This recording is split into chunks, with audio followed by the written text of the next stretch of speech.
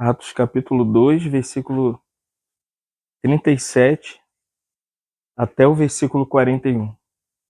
Ouvindo eles essas coisas, compungiu-lhes-se o coração e perguntaram a Pedro e aos demais apóstolos: Que faremos, irmãos?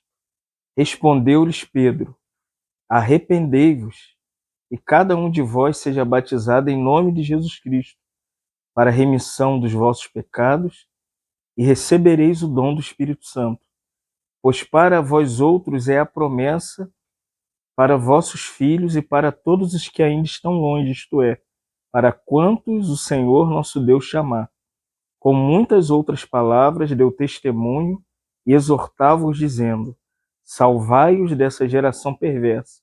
Então os que lhe aceitaram a palavra foram batizados, havendo um acréscimo naquele dia de quase 3.000 pessoas. Obrigado, Senhor. Obrigado porque podemos louvar o teu nome com a igreja. E agora pedimos o teu Espírito Santo para nos dar discernimento, para nos ensinar nessa noite como ser um discípulo da igreja, como entender a sua palavra. Só tu podes nos ensinar nessa noite. E nós oramos já em nome do teu Filho. Amém.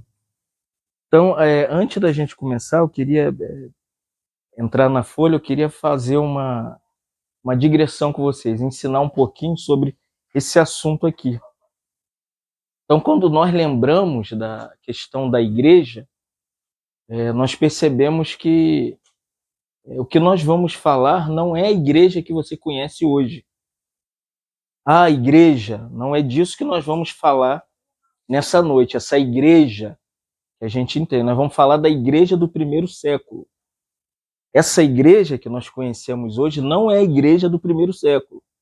Essa é outra igreja. Essa é a igreja a partir do terceiro século, com um homem chamado Constantino, porque os cristãos eram mortos. Então, esse período em que a igreja foi perseguida, depois da morte de João o apóstolo, na ilha de Patmos, que ele vai para lá, João que escreveu o livro de Apocalipse. E por que eu preciso falar isso para vocês? Para vocês entenderem o que eu vou falar na mensagem, no discipulado. Nós vamos ler, vamos tentar entender o que nós vamos tentar compreender juntos como filho de Deus. João, depois que ele morre, ele tem seus discípulos. Policarpo de Quaresma, né? Alguns ali. E depois disso, a perseguição do Império Romano vem massacrando a igreja do Senhor Jesus Cristo. E quando chega no terceiro século, o imperador Constantino ele tem um sonho. E quando ele acorda do sonho, o sonho que ele lembra é a palavra que ele tem no sonho é: junta-se essa cruz e você a vencerás. Então o que Constantino fez? Ele pegou o Estado de Roma e uniu o Estado com a igreja. Não perseguia mais crente, não matava mais crente. O que ele fez? Ele colocou o mundo na igreja. Colocou tudo que havia em Roma dentro do que a gente chama hoje de igreja. Tudo que você vê, igreja, igreja, igreja, é esse sistema aí. Mas o que nós vamos falar é algo que o Senhor profetizou em Mateus capítulo 16, quando ele tira os discípulos, né, ali de Jerusalém, leva eles para Cesareia de Filipe, e quando o Senhor chega lá, ele faz a pergunta: quem dizes que eu sou? E alguns dizem: tu és João Batista, Jeremias, alguns dos profetas. Jesus vira para os discípulos e pergunta: e vocês, para quem eu sou para vocês? E Pedro lindamente diz: tu és o Cristo, o Filho do Deus vivo. Aí o Senhor diz para ele: não foi carne e sangue que te revelou, mas foi meu Pai que estás no céu. Aí você tem a primeira menção do Novo Testamento sobre o que a gente vai tratar hoje, igreja. Que Jesus fala sobre esta pedra, não é sobre Pedro, não é sobre a pessoa de Pedro, é sobre a revelação que Pedro teve do Pai, sobre a pessoa de Jesus Cristo. Sobre essa revelação eu edificarei a minha igreja. Aí está a primeira menção. Que a palavra grega para igreja, igreja. O que é igreja? São duas expressões: eclesia, ek, chamados, kaleu, para fora. O que é igreja? Igreja é todo mundo que é chamado para fora. eclesia, todos chamados para fora, eles pertencem à igreja. Eles estão na igreja. Eles fazem parte da igreja do Senhor Jesus Cristo. Então não tem como você hoje perceber que o Senhor ele tem um grupo de pessoas em toda a terra, que a gente poderia dizer que esse grupo é a igreja. Mas aonde está essa igreja? Então, quando a gente entrar aqui, pega aí a folhinha, nosso estudo hoje, o chamado, nós vamos entender como que a igreja surge. Então, já queria dar aqui, já está aqui o ponto 1, nós vamos tratar sobre o primeiro ponto para você pertencer à igreja. Você tem que ter, vamos ler, a convicção do pecado. Nós vamos trabalhar, ler isso aqui junto e vamos esmiuçar isso. Ponto 2. O arrependimento para salvação. Primeiro ponto, para ser parte da igreja, você tem que ser convicto de ser pecador. Não tem como ser da igreja se você não sabe quem você é, não sabe o que você é, não sabe nada sobre a sua pessoa. Terceiro ponto, a separação do mundo. Então, tem 3 pontos principais que fazem qualquer pessoa ser parte da igreja visível na terra, porque a igreja tem 2 partes, a igreja visível e a igreja invisível.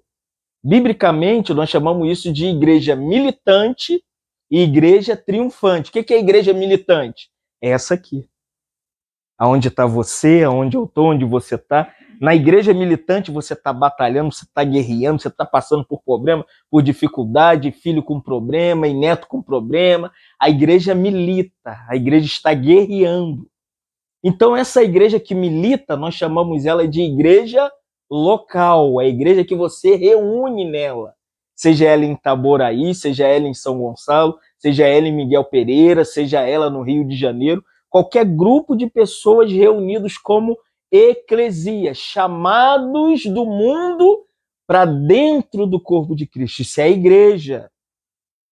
Primeira parte, ela milita. Segunda parte é aonde nós chamamos de igreja triunfante. Quem está nessa igreja? Todos os que morreram em Cristo. Quem morreu em Jesus Cristo triunfou. Entrou no seio de Abraão, está na parte boa do seio de Abraão, esperando a ressurreição. Mas como que entramos nessa igreja? Deixa eu explicar. Você lembra que nós falamos da pregação de Pedro no último discipulado? Que os discípulos deveriam entender, primeiro, quem é Jesus Cristo? E Pedro, no dia de Pentecostes, Pedro vai explicar. Vocês mataram o Filho de Deus. Quem era o Filho de Deus? Ele era de Nazaré, ele foi criado ali, e ele passou entre os povos, fazendo o quê? Curando, libertando, operando milagres. Ele estava o tempo inteiro no meio das pessoas, fazendo a obra que o Pai o havia dado. 1 João diz qual é a obra do Pai. Que Jesus veio para destruir as obras de Satanás. Como que ele destruiu? Operando sinais, prodígios e milagres. Por isso que o coxo andava, o cego via, o paralítico era curado, a mulher com fluxo de sangue era curado. Porque era o ministério terreno do Senhor. Mas não só fica no ministério terreno do Senhor. Essa é a pregação de Pedro em Atos capítulo 2, que nós estudamos a última vez, versículo 22 a 24. Sobre a vida e a obra de Jesus. Qual é a obra de Jesus? Pedro diz, vocês mataram o autor da vida. Vocês mataram Jesus, crucificando com mãos iníquas. Vocês são malignos. Você imagina? Você imagina o povo ouvindo isso? E à medida que Pedro pregava, nós entramos no versículo 37, ouvindo eles essas coisas. Que coisas que eles estavam ouvindo? Versículo 22, 23 e 24 de Atos, capítulo 2. Ouvindo eles essas coisas, compungiram-se o coração. O que é compungir o coração aqui? É isso aqui. Isso aqui que aconteceu. A palavra apunhalou o peito deles. Entendeu? A palavra Se lembra de Hebreus que Paulo diz que a palavra é viva e eficaz e é mais penetrante do que uma espada de dois gumes, ela divide. A palavra entrou no peito das pessoas como uma faca afiada para arrancar tudo que tinha dentro dele. Por isso que a palavra grega aqui, no versículo 37 de Atos 2, diz: compungiu o coração. Agora, a grande pergunta é: como que um homem começa a fazer parte da igreja local? É quando o coração dele é perfurado pela palavra. Ninguém pode estar em qualquer grupo e sistema de homens e não estar na igreja. Que o coração não é perfurado. Se o coração não é perfurado, a vida não muda. Ele não é transformado. Não acontece o que a gente vai ler aqui no nosso discipulado. Vamos lá? A convicção do pecado. Ponto A, vamos ler? As pessoas no Pentecostes reconheceram o que tinham feito com o Filho de Deus. Atos 3, 14 e 15. Vamos ler? Vós, porém, negastes o santo e o justo e pediste que vos concedeste um homicida.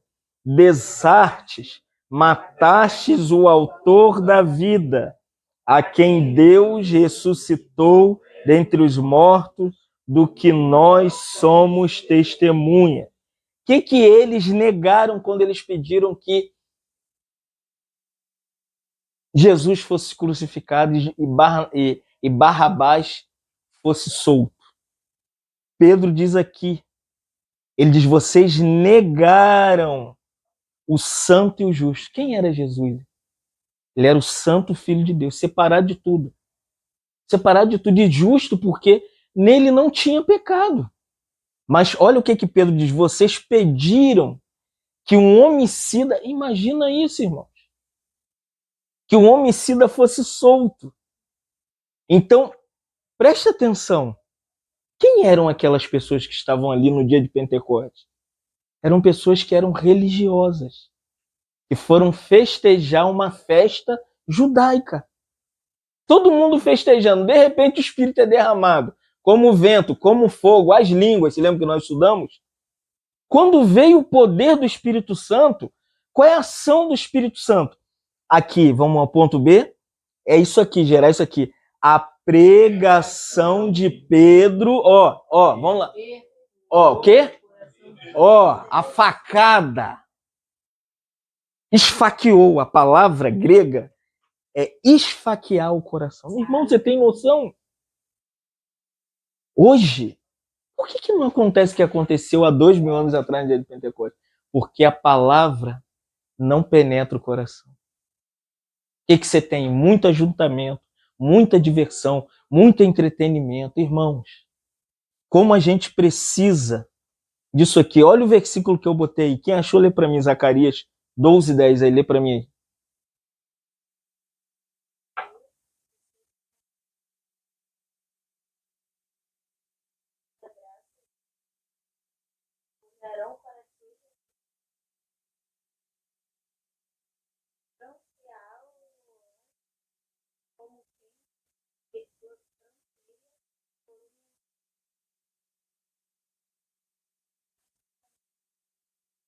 Pedro está pregando. Essa aqui é uma profecia do Antigo Testamento, Zacarias 12:10.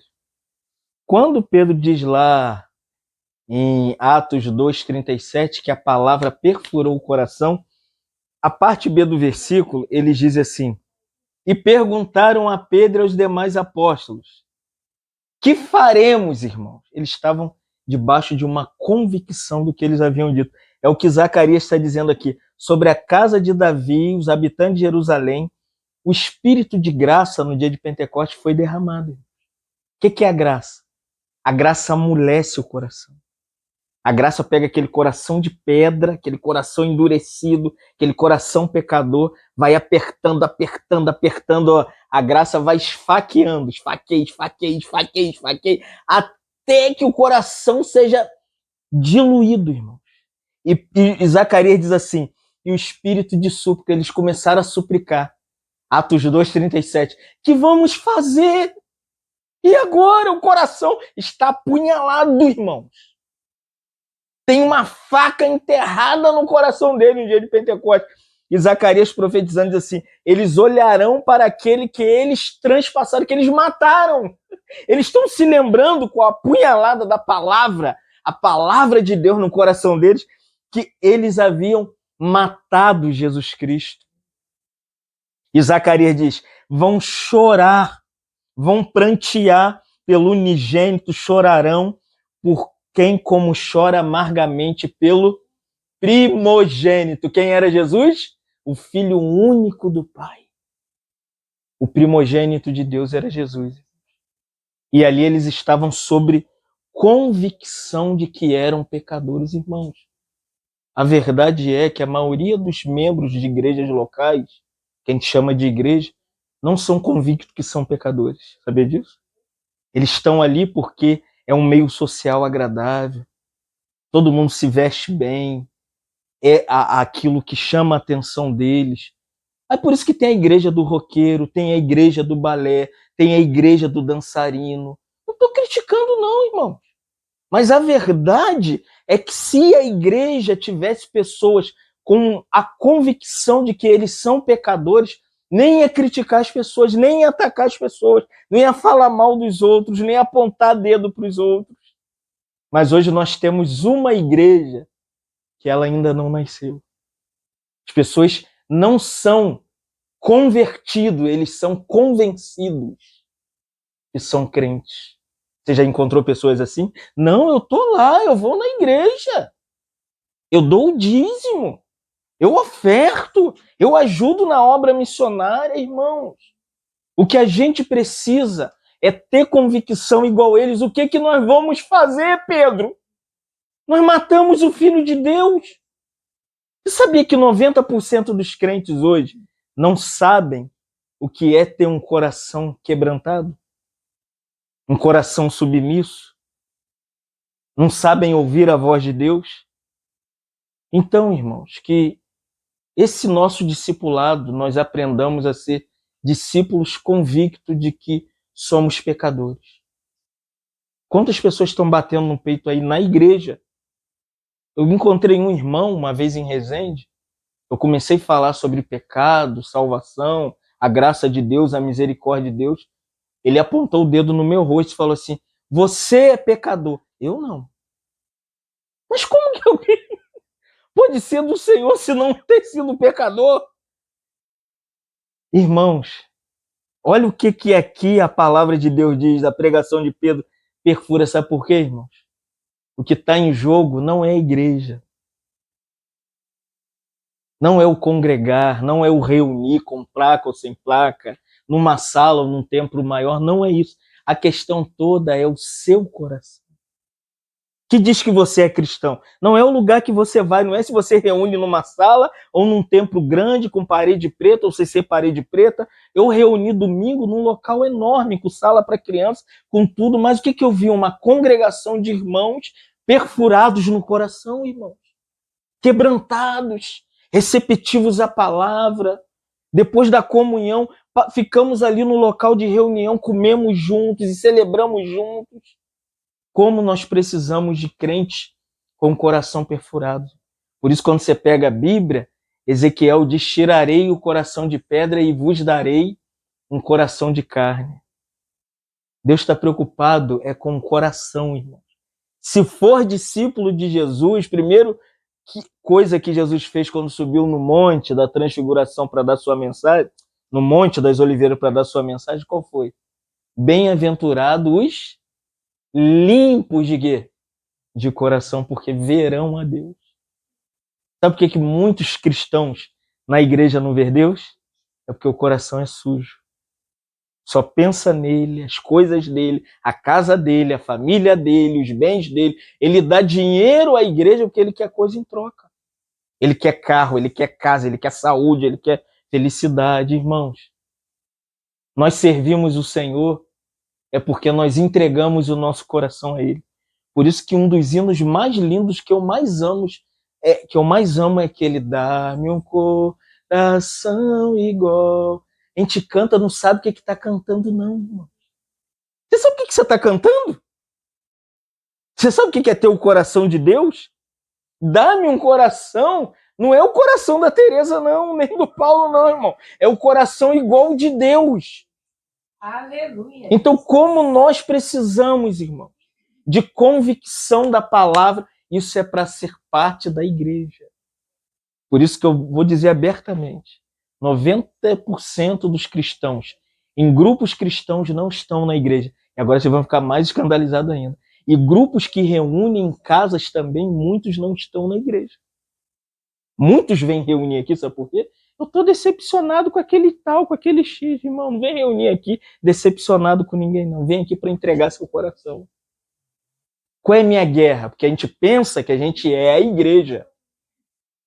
Mas às vezes você está reunido como igreja, mas o seu coração não é de irmão da igreja. Então eu toco na minha ferida, porque é esses grupos que eu coordeno. Em Angra, em Cabo Frio, em Miguel Pereira, em Maricá. E quantos de nós ficamos com o coração, né, vaidoso?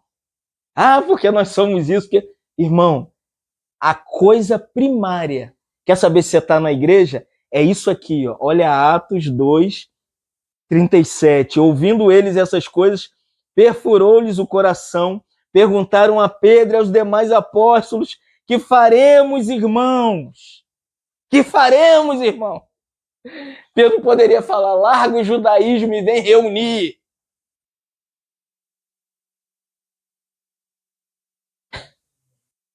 Não é largar o judaísmo para reunir com a gente. Largar grupo cristão para vir reunir na igreja sem placa. Nosso chamado não é esse em Itaboraí, amém, irmão? Você quer entender o que eu penso? Você vai entender hoje.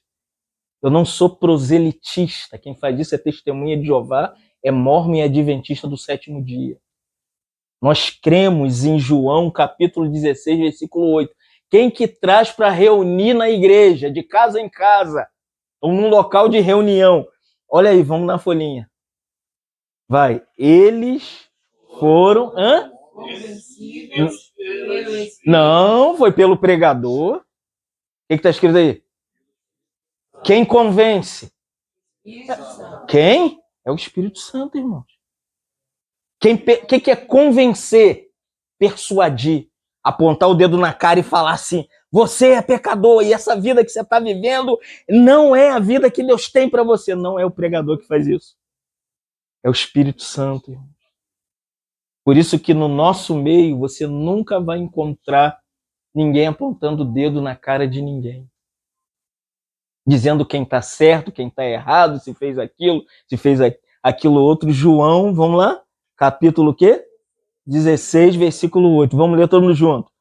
Quando ele vier... Convencerá o mundo do pecado, da justiça e do juízo. Quem convence as pessoas que elas são pecadoras?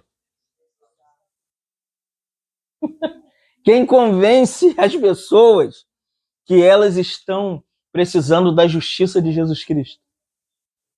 Justiça. E juízo.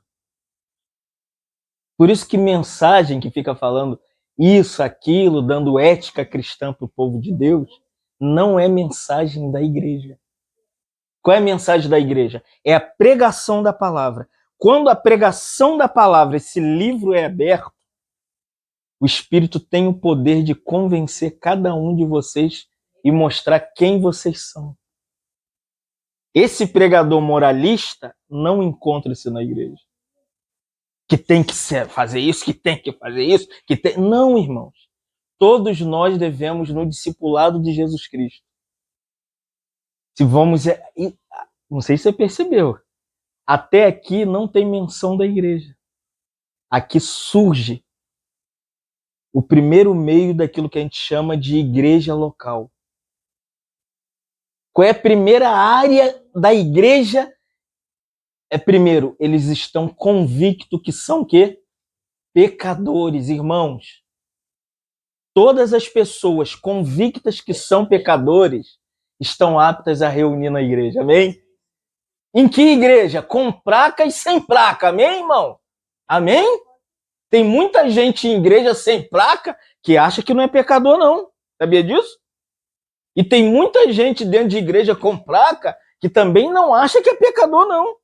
Então isso aqui, Atos 2:37, é pra gente, amém, irmãos?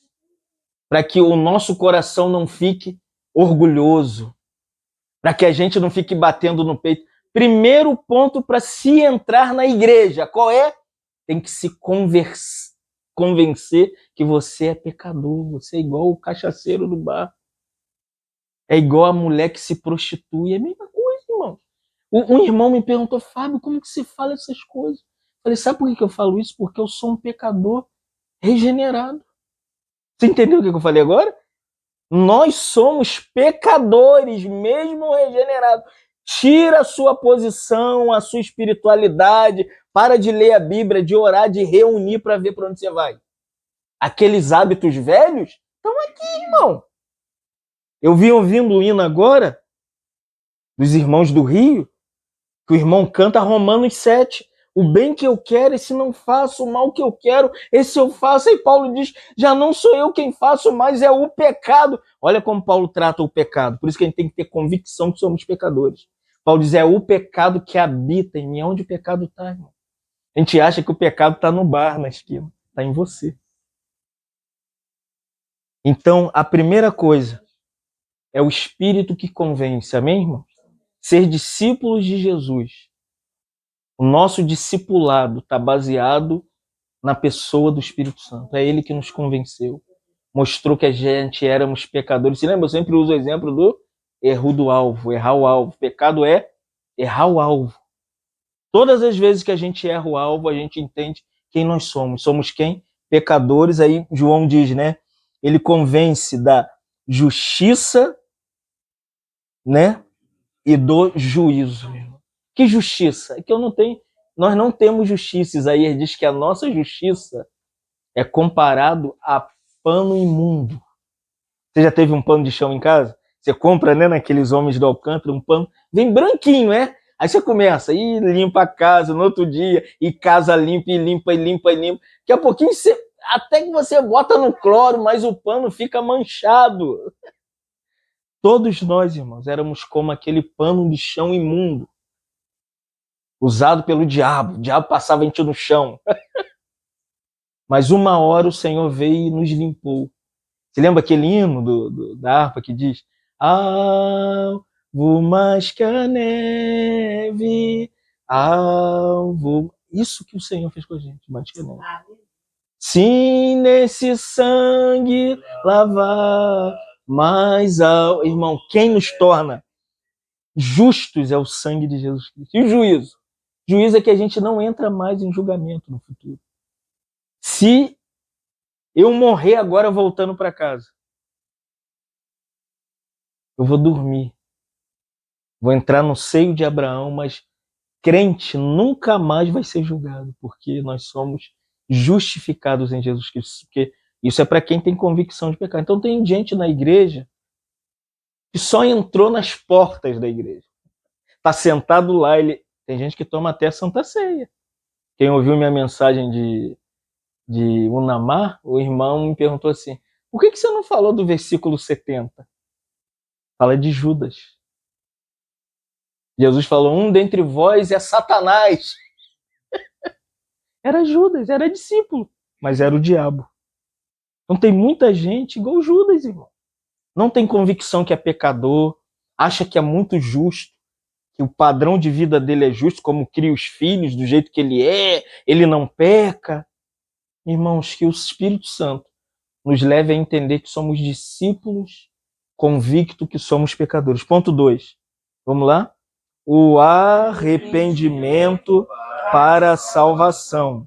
A palavra grega para arrependimento é metanoia e significa mudança de mente. Atos 3:19. Lê para mim.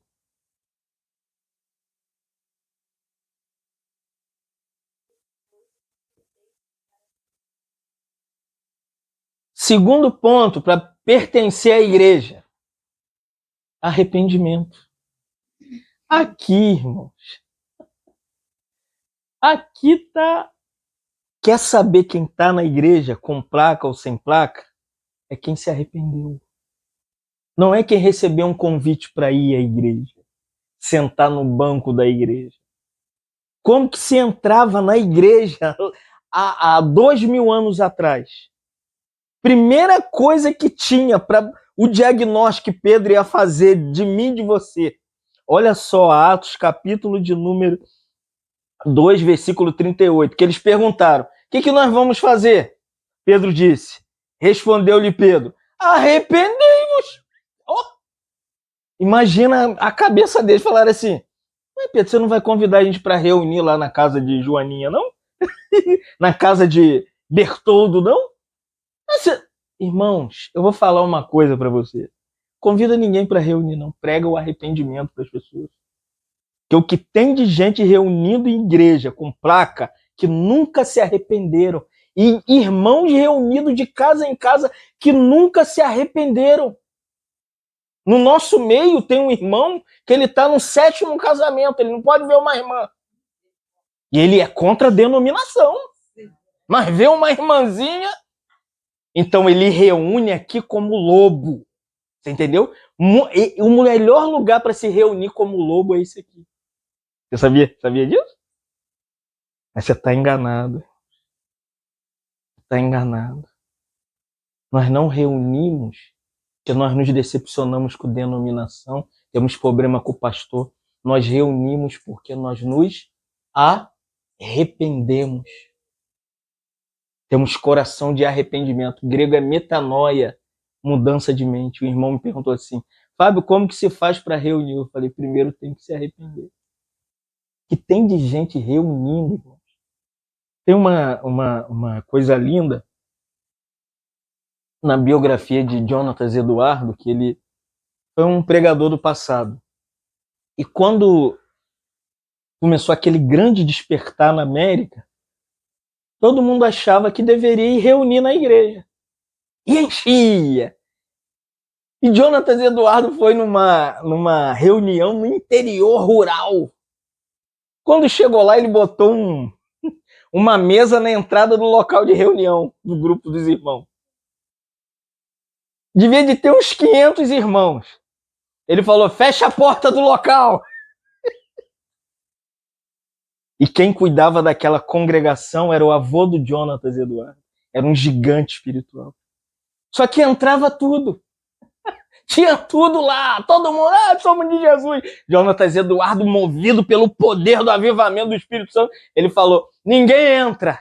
Botou a banquinha, pegou, não sei se era uma pena, e sentou. Aí, vem quem é fulano de tal. Ei, Carmelita. Ei, Carmelita, você é irmã? Quantos anos você congrega aqui? Eu estou aqui há 50 anos. Ele falou assim, me explica quem é Jesus.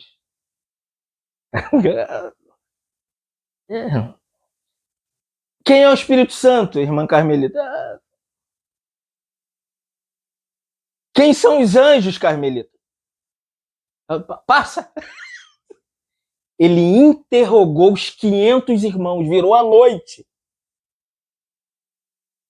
Você imagina se nós colocássemos hoje uma mesinha na frente dos locais de culto aqui em Itaboraí. Vamos perguntar quem é Jesus, quem é o Salvador, o que é ser regenerado, irmãos. Vou te falar uma verdade. 90% dos crentes seriam reprovados. Sabe por quê? Porque acha que pertencer à igreja é porque ele está desiludido com a vida. Ele estava a ponto de se matar. Não, aqui está aqui. A palavra grega para arrependimento é o quê? Tem que ter mente nova.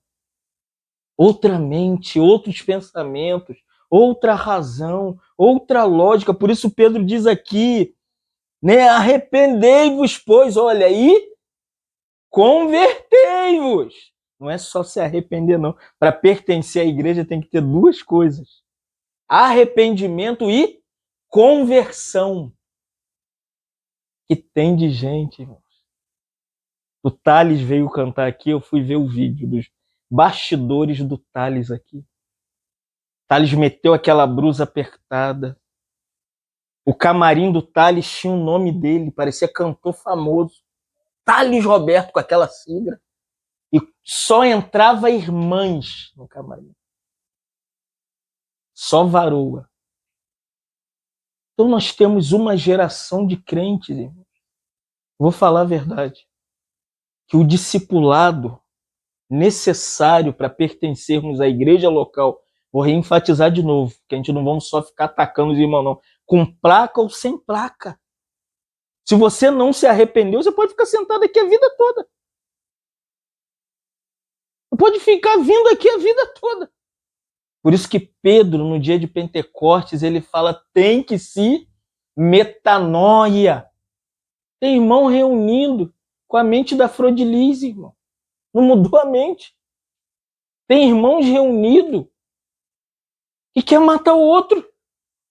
Que quer a desgraça do outro. Você sabia que tem irmãos reunidos orando contra essa reunião aqui? Você sabia disso? Aqui em Itaboraí? Você duvida que tem gente orando contra isso aqui? Enquanto estava todo mundo disperso, bebendo, fazendo bagunça por aí? Ah, tá tudo legal. Você tem que ir para a igreja. E agora? Qual é a desculpa?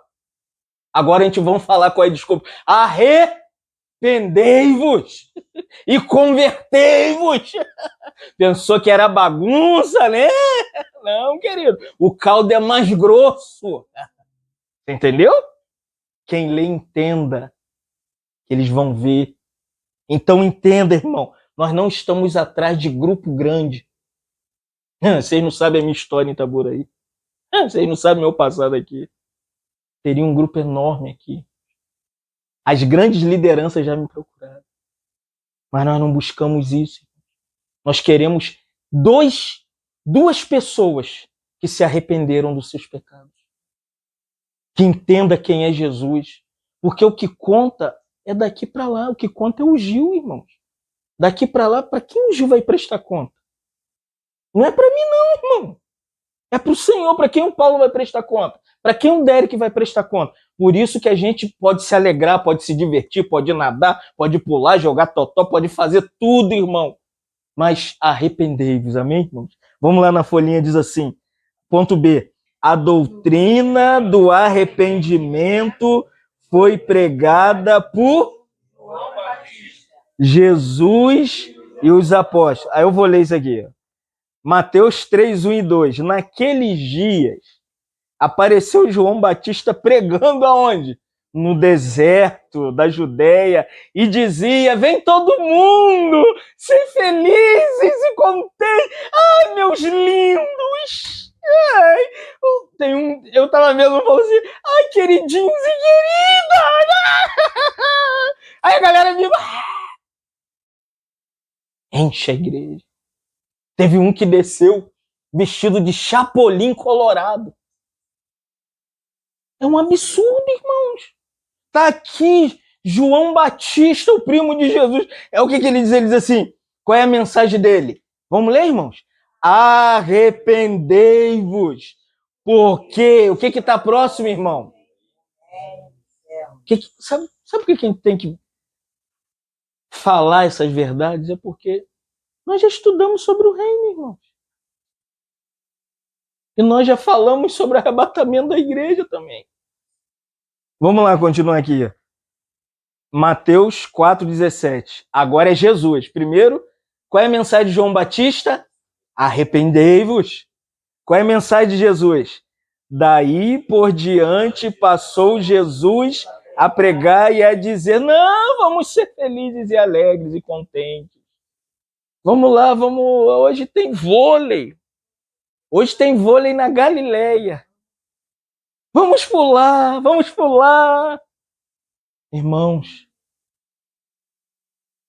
não sei se vocês estão entendendo o que eu estou falando. Que tem de pessoas que nunca se arrependeram reunidas. Qual é a mensagem de João Batista? Arrependei-vos! Olha a mensagem de Jesus. Qual é a mensagem? É igual de João Batista. Mesma coisa. Arrependei-vos porque está próximo o reino. Isso aqui é para entrar na igreja. Para ser parte da igreja, irmão. Isso aqui é pregação daquela igreja que vai ser chamada Igreja de Jerusalém, Igreja na Judéia, igreja, igreja, igreja. Vocês entenderam agora? Não é largar o judaísmo e vir reunir, não, irmão. Ele está pregando para quem era religioso. Para quem João Batista está dentro do Jordão gritando no deserto, arrependei-vos! Era para quem? Para quem estava tomando cachaça? Não, vocês têm que entender isso. Era para os religiosos, os hipócritas. João Batista ainda falava, raça de víbora, sepulcro caiado. É interessante que no The Chosen, Jesus, quando cura a mulher com fluxo de sangue, aí Jesus dá um testemunho, né? Jesus fala assim, ó, meu primo veio comer, não comia, não bebia, não dançava, você diz que João tinha demônio. Aí Jesus vira para ele e fala, e o filho do homem come, bebe e dança. E aí é engraçado que ele fala assim, meu primo, João Batista, ficava trocando fralda na praça, tadinho, sozinho. É igual o irmão, já viu?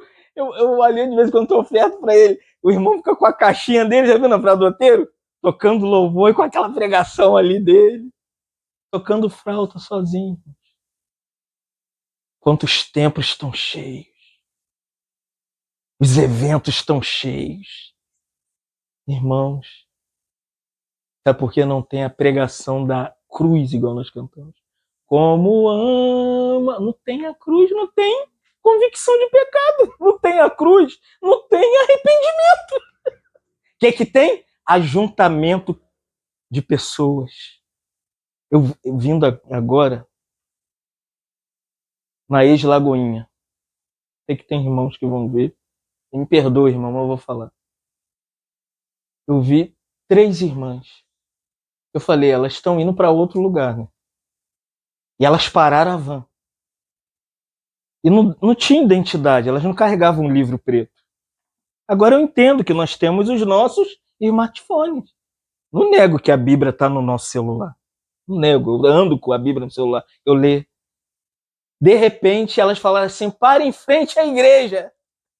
Eu vi um rapaz lá atrás, o rapaz falou assim, meu Deus, o Senhor tem misericórdia, ela é crente, Jesus. Entende? Não vou falar por quê, mas vocês já entenderam o que eu estou falando. Não parece. Olha só, Atos 17:30. Ora, agora é Paulo. Primeiro João Batista. Depois Jesus Cristo.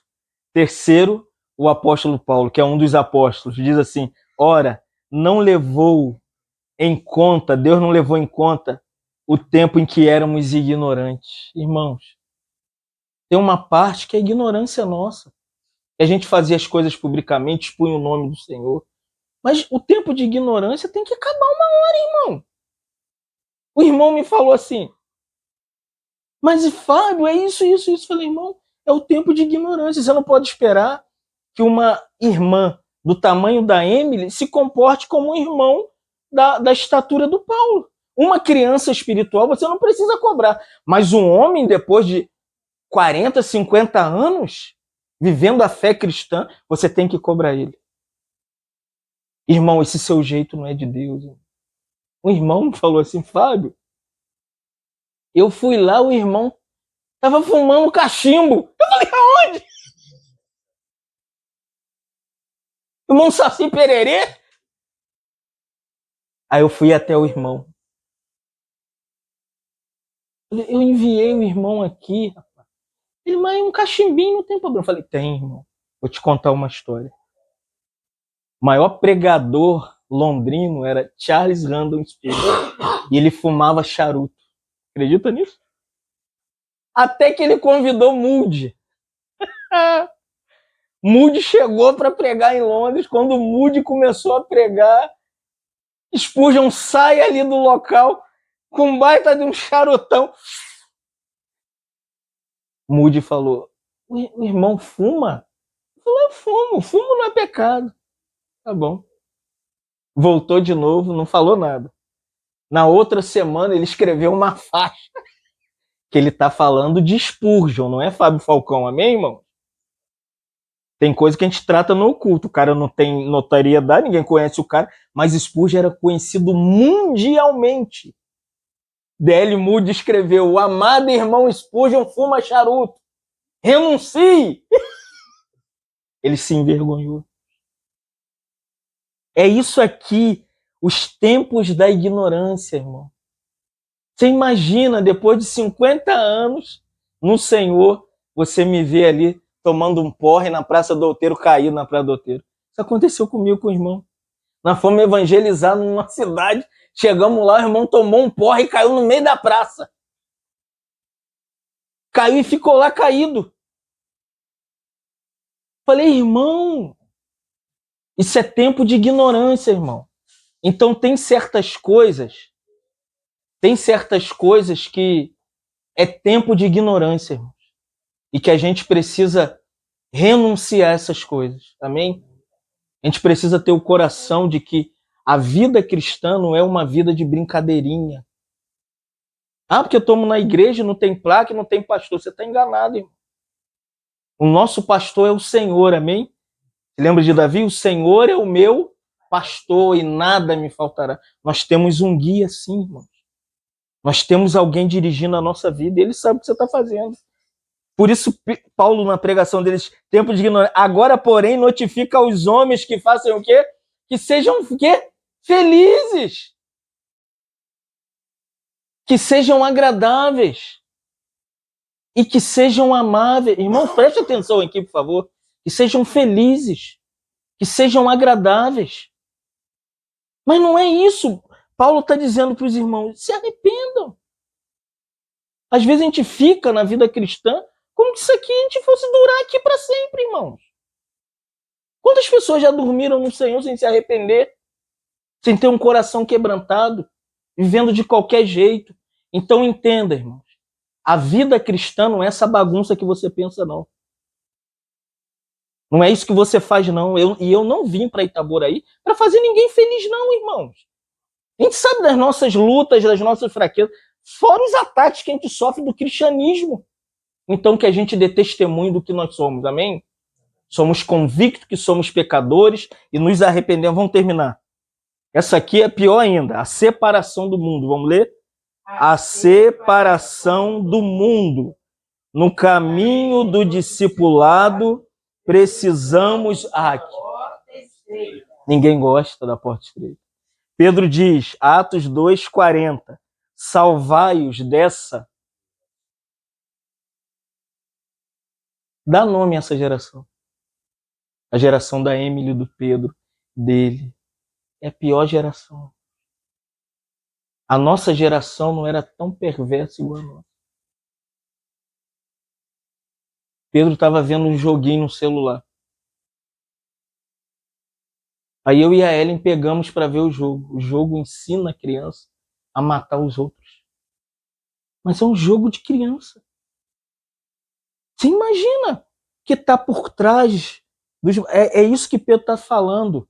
Atos 2,40, salvai-os dessa geração perversa. O que é isso? É se separar do mundo. E vamos ler para terminar. A porta estreita, larga, espaçoso caminho que conduz à perdição. E são muitos. Então a porta estreita, ninguém quer mais. O que é a porta estreita? É da cruz. As pessoas não querem a cruz. Não estou falando de religiosidade, moralidade, que não faz isso, não faz aquilo. Estou falando de uma vida piedosa.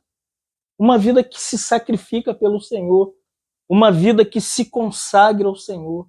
Um coração devotado ao Senhor. E hoje, lá no consultório, eu vi umas coisas assim que você olha e você fala, gente, para onde a igreja foi? O que os cristãos se tornaram? É isso aqui que Jesus está falando em Mateus 7, 13 e 14. Porque tem um caminho lá, irmão. O caminho largo da igreja não é o caminho que a gente quer em Itaboraí, amém? A gente quer a liberdade do Espírito Santo, não quer religiosidade. Paulo diz, não vos coloqueis debaixo de jugo. Mas Paulo também diz, não useis a vossa liberdade para dar ocasião à carne. A carne está vivinha, irmão. que a gente precisa como cristão? Se separar para Deus. Se separar do mundo, não entenda aqui que o caminho do discipulado não é que você agora tem que ficar enclausurado, num lugar escondido. Você tem que levar seu filho na escola, você tem que ir no mercado, você tem que ir no cinema, amém, irmãos? Você tem que fazer festa de aniversário, tem que cantar parabéns. Mesmo você não queira, mesmo que seu marido não deixe, mas canta. Eu fui em uma que o marido ficou atrás de bastidor e botou fogo, né? Parecido com o Deck. Mais 20 anos ele tá botando fogo na cara. Mas a porta estreita, irmãos. O que é a porta estreita? É um caminho de simplicidade em seguir a Jesus. Que não ama tudo que todo mundo ama. Cria os seus filhos, cria. Vai no shopping, vai na praia, bota a filha no balé, bota a filha no judô, bota o filho na ginástica, malha na academia, fica bombado, mas Paulo diz assim, não useis do mundo como que se fosse o mundo. Paulo diz, não usa o mundo como que se o mundo não significasse nada. Porque Jesus ora lindamente em João 17 assim, Pai, eu não quero que os tires do mundo, irmão, essa doutrina que tem que sair do mundo não existe. O que a gente tem que viver? A gente tem que viver na porta estreita. Mas vivendo. Como que a gente entra na porta estreita? O ponto B. Vamos ler? O batismo nas águas. Os que receberam a palavra devem ser batizados. Vamos lá? Ou, porventura, ignorais que todos nós que fomos batizados em Cristo Jesus, fomos batizados na sua morte, fomos, pois, sepultados com ele na morte pelo batismo, para que, como Cristo foi ressuscitado dentre os mortos pela glória do Pai, assim também andamos nós em novidade de vida. Então, esses são os 3 caminhos para você viver a igreja. Como que eu vivo a igreja? Convicção de pecado. Segundo, arrependimento. Terceiro, separação do mundo. Quem está na igreja, depois disso aqui, você vai ver a prática da igreja. E perseveravam no ensinamento dos apóstolos, no partir do pão, né? E nas orações. E tinham tudo em comum e vendiam as suas propriedades à medida que... Essa aqui é a igreja. Aonde a igreja nasce? A igreja não é criada, amém, irmão? Igreja não pode ser criada. Eu não posso chegar em Itaboraí e criar uma igreja, amém? Igreja já foi gerada por pessoas que se converteram, se arrependeram e se separaram do mundo. Então, aonde está a igreja? Em todo lugar que pessoas se converteram. Pessoas que se arrependeram e pessoas que se separaram para Deus. Por isso que igreja não tem como intitular aquele grupo como igreja. Fábio, então nós não somos a igreja, somos parte da igreja. Mas a igreja de Itaboraí, com 250 mil habitantes, ela é maior do que isso aqui, irmãos. Você acha que a igreja se resume em 20 pessoas? 15 pessoas? 30 pessoas? Não, irmãos, a igreja, ela está situada num ambiente, numa esfera. Primeiro, você lembra que eu falei? É a igreja militante, irmãos. Está aqui. Então, hoje, quem está na igreja? Todo mundo em Itaboraí que se converteu, amém? Tem convicção de que é pecador. Se você encontrou, não tem convicção, só pensa em farra, em bagunça, ele não está na igreja. Ele está num grupo que ele escolheu, que pode escolher. Tem do roqueiro, tem do bailarino, tem até de gay. Tem Itaboraí, sabia disso? Tem um movimento aqui LGBTQIA+, que reúne na casa. Eu descobri essa semana. Eles não têm tempo. Falei, opa, agora ficou pior ainda. É a igreja dos gays de casa em casa. Perigoso. Então, quem está na igreja é quem se converteu. É quem se arrependeu. Ah, encontrou a pessoa. Quantos anos essa pessoa está reunindo? Ah, ele conhece o Senhor há 30 anos. A vida dele é a mesma, irmão. Não estou falando que não tem fraqueza, amém, irmão? Não confunda anonimato com anão no mato, igual o irmão Grêmio diz. Então hoje existe essa loucura. Ah, esse aqui não está na igreja. Esse aqui está na igreja. Não. Olha como o Senhor olhou aqui em Pentecostes através de Pedro. Quem é? Quem foi perfurado no coração. O que nós vamos fazer? Pedro falou, estou falando da Bíblia, irmão. Essa é a igreja da Bíblia. Que se arrepende. E que, além disso, eles declaram, né? Olha, nós estamos numa geração corrompida. Então, irmãos, essa igreja que eu falei não é a igreja atual, amém? Se lembra do início? Essa não é a igreja do terceiro século. Essa é a igreja da Bíblia, mas em resumo eu vou te explicar o que é a igreja da Bíblia. Quem quer viver a igreja da Bíblia sem placa, diga amém, amém? Vou te explicar qual é o problema de viver essa igreja. A primeira igreja a ter litígio, qual é? Dá um nome dessa igreja. Não, em Corinto. Não tinha denominação. A primeira igreja a ter pessoas a levar os outros para a justiça, sabe qual é a igreja? De Corinto. Qual é a primeira igreja a dividir os irmãos? Era batista, presbiteriana, congregacional, metodista ou assembleana? Fala para mim, qual é o nome da igreja? Corinto. Peguei vocês. A gente pensa que viver a igreja de casa em casa é que vai resolver nosso problema. Não, irmão. Primeiro problema da igreja primitiva que teve divisão não foi na denominação, amém, irmãos? Foi na igreja em Corinto, litígio, igreja em Corinto. Aí, 1 Coríntios 7, escreveram para Paulo, Paulo, com quem a nossa filha deve casar? Primeiro problema de quem os irmãos têm preocupação com quem a filha vai casar é na igreja primitiva. Primeiro divórcio que você entende está na igreja primitiva.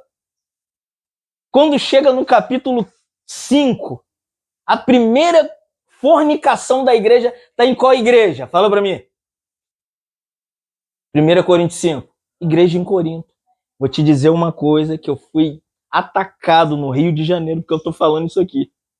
Que nós pensamos que largamos a denominação e que vamos ser felizes. Não, o problema não é a denominação, o problema somos nós.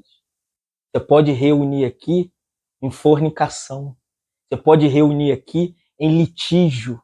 Você pode reunir aqui atacando as pessoas. Aonde estava o problema dos dons? Não é na Assembleia de Deus, irmãos. Qual é a primeira igreja a se orgulhar porque tinha todos os dons? Fala o nome dela para mim. Hoje a gente fala, é a Assembleia de Deus que é o problema. Não é não. Primeira igreja a brigar por causa de dom de língua, revelação, visão, milagre, mistério e dons espirituais é Corinto. Pega o capítulo 11, 12 e 13 de 1 Coríntios. Por que eu estou falando isso aqui? Porque a igreja sem placa não é a solução dos nossos problemas. Qual é a solução, irmãos? Qual é a solução? Paulo falou assim, e eu vim pregar entre vocês nada além de Cristo e este crucificado. Se nós não tivermos baseados na cruz e a mensagem da cruz, a palavra da cruz, o evangelho da cruz, nós somos mais um grupo em Itaboraí. Que daqui a pouquinho a gente se divide. Que daqui a pouquinho a gente começa a brigar um com o outro e leva o outro para a justiça. Daqui a pouquinho a gente começa a interferir na vida do outro e daqui a pouquinho irmão trai irmã e irmã trai irmão. Irmão, vamos ser discípulos da cruz, amém? E não encarar isso aqui como solução de problema. Qual é o primeiro roubo na igreja primitiva? Não é na igreja universal. Primeiro roubo na igreja. Não é na igreja universal. Qual é o nome da igreja que teve o primeiro roubo no gasofilácio? Fala. Fala. Na Batista não foi. Na Metodista não foi. A gente tem que voltar a ler a Bíblia. Sabe onde foi? Na igreja primitiva não tinha placa de denominação. E nem tinha pastor cuidando da igreja. Quem foi que roubou na igreja? Ananias. Isso é pra gente baixar a bola, entendeu? A gente fica orgulhoso. Eu me tornei um jovem tão orgulhoso há 40 anos atrás. Depois que eu comecei a reunir aqui. Eu era o homem mais simples do mundo. Eu arrumava tanta briga no Alcântara que os irmãos me viam, os irmãos faziam assim, ih, o Fábio tá... Se escondia de mim. Irmão, não sejamos orgulhosos, amém? Pregue a cruz, fale do evangelho da cruz, anuncie Jesus, deixe a igreja que Jesus resolve com a igreja. Até hoje não deu jeito, então o que a gente faz? Reúne, amém? Reúne em nome de Jesus. Fala da cruz, da mensagem da cruz, do evangelho da cruz, se alegre com as pessoas. Não seja orgulhoso, não seja soberbo. Um irmão agora me falou, esses irmãos aí levou os outros irmãos para a justiça. Eles não são da metodista, nem da presbiteriana. Sabe quem são? Eles reúnem igual a gente. Brigaram e o outro pegou e levou o irmão para a justiça.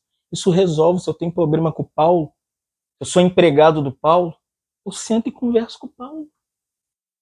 Olha, irmão, tá acontecendo isso e isso. Eu vou botar um irmão na justiça. Tô trabalhando com o Derek, meto o Derek na justiça. Você entendeu? O problema não é onde reúne, o problema é quem nós somos. Então que o Senhor nos dê graça, amém, irmão? Pra gente entender a igreja. Muita gente vai se escandalizar, que acha que a solução é essa, que não é. Primeiro problema da igreja estava na igreja sem placa, irmãos. Não sei se você sabia disso. Quando o irmão me falou isso, eu fiquei uma semana debaixo da coberta, falando, será que... E depois eu fui ler a Bíblia com esse prisma. Lê a Bíblia com esse prisma. Começa a ler Atos dos Apóstolos, olhando que não tinha denominação quando tinha Ananias e Safira, quando tinha Simão o mágico, quando a religião mata Estevão, quando Paulo persegue a igreja, quando a religião proíbe Pedro de operar milagres e o espírito cair. Olha para esse prisma. Aonde a igreja denominação está? Não existia. Amém, irmão? É a igreja do primeiro século. Mas cheia de problema. Quer saber se essa igreja tem problema? Tem sim. Por que a igreja tem problema? Porque eu tô nela. O irmão perguntou por que a igreja tem problema? Porque eu reúno na igreja. O problema da igreja é quando eu saio. Quando eu entro, chegou o problema. Você lembra da história que o irmão botou um caixão e chamou os irmãos? Já ouviram essa história?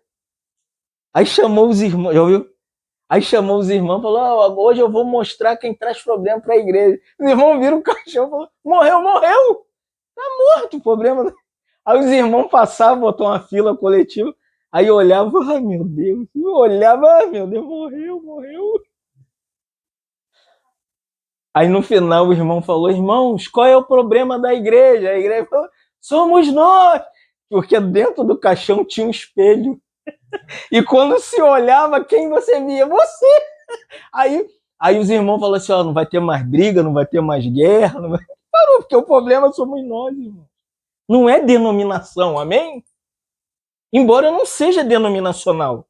Mas meu problema não é com o Recomeço, não é com Lagoinha, não é com o Ebenezer, não é com a Batista, não é com a Presbiteriana. O problema somos nós. Nós somos o problema. E quando a gente sai, já viu? Quando o irmão morre, você fala, graças a Deus, acabou o problema. Te louvamos nessa noite.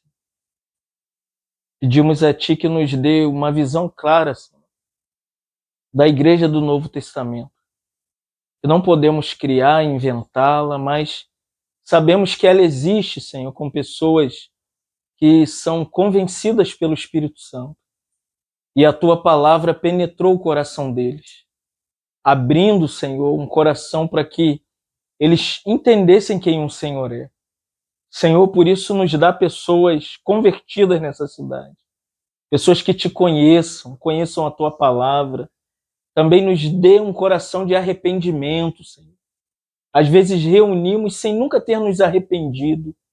Reunimos da maneira que somos, da forma que somos. Sei que o Senhor nos ama como somos, Senhor. Mas nessa noite pedimos, nos dá um coração de arrependimento. Como a Sua palavra diz, não desprezeis a bondade de Deus, porque é ela que te conduz ao arrependimento. Por isso, nessa noite, revela a Sua bondade para mim, Senhor. Me dá um coração arrependido, Senhor, de tudo que eu tenho feito, que eu tenho falado, que eu tenho pensado. que essa metanoia, essa conversão espiritual ocorra nos nossos corações nessa noite. Nos dá sensibilidades ao Espírito Santo, como Hebreus disse, hoje ouvirdes a voz do Espírito Santo, não endureçais o vosso coração. Senhor, tira o nosso coração duro, às vezes tão relutante, um coração tão obstinado, desobediente, mas nessa noite nos dá um coração de arrependimento. Traz arrependimento ao nosso coração. Também te pedimos, não deixe nos conformar com este mundo, Senhor. Este mundo tão perverso, como Pedro disse, salvai-os dessa geração perversa, Senhor. Nos ensina a criar os nossos filhos neste mundo tão maldito, tão maligno, Senhor. Tantas invenções. Senhor, nos ajuda, Senhor. Como Paulo diz em Romanos 12, não vos conformeis com este mundo, Senhor, mas transformai-vos pela renovação da vossa mente. Senhor, renova a nossa mente, não nos deixe conformar com as coisas que têm vindo na internet, que têm tentado usurpar os nossos filhos, os nossos cônjuges, os nossos parentes, os nossos primos, Senhor, em nome de Jesus. Que nessa noite o Senhor nos liberte, Senhor. Como o Senhor mesmo disse, conhecereis a verdade e a verdade vos libertará, Senhor. Estamos diante da sua verdade nessa noite. Traz convicção que somos pecadores, traz arrependimento ao nosso coração e também separação do mundo, Senhor. Queremos te seguir leves, com coração com simplicidade. Também nos livra de sermos orgulhosos e acharmos que reunindo em casa somos realmente os melhores. Não, Senhor. Nós somos só agradecidos pela graça de vermos aquilo que o Senhor tem mostrado ao seu povo há milhares e milhares de anos, Senhor. Mas somos gratos pelos irmãos que não reúnem conosco. Entregamos eles em suas mãos, aonde quer que eles estiverem, visita-os nessa noite, Senhor. Visita os nossos irmãos espalhados por Itaboraí, aonde eles estiverem nessa noite, que a graça do Senhor seja derramada, como Zacarias 12:10 disse, o espírito de graça e de súplica, Senhor. Nós não estamos aqui para criar o nosso grupinho, nós estamos aqui para deixar que o nome do Senhor seja exaltado na nossa vida, na nossa família, na nossa casa, Senhor, nos nossos filhos, nos nossos netos, Senhor. Nós não estamos aqui levantando bandeira, nós estamos aqui levantando o nome do Senhor. Nós estamos aqui te dando glória e honra, Senhor. Por isso, receba a nossa adoração. Abençoa os irmãos que não puderam estar conosco. Visita-os nessa hora. Senhor, também oramos pela Jaqueline, Senhor, que vai estar aniversariando no domingo. Senhor, já prepara as coisas, dê paz a ela, ao seu coração, que possamos estar reunidos para celebrar a vitória do Senhor e também agradecer o Senhor pela vida da sua serva, Senhor. Obrigado pela sua serva, pela sua casa, pela filha, pelo seu marido, pela sua mãe, a sua avó. Obrigado pela família da Jaqueline, Senhor. Somos gratos a Ti por tudo, Senhor. Em nome de Jesus. Amém. Falei de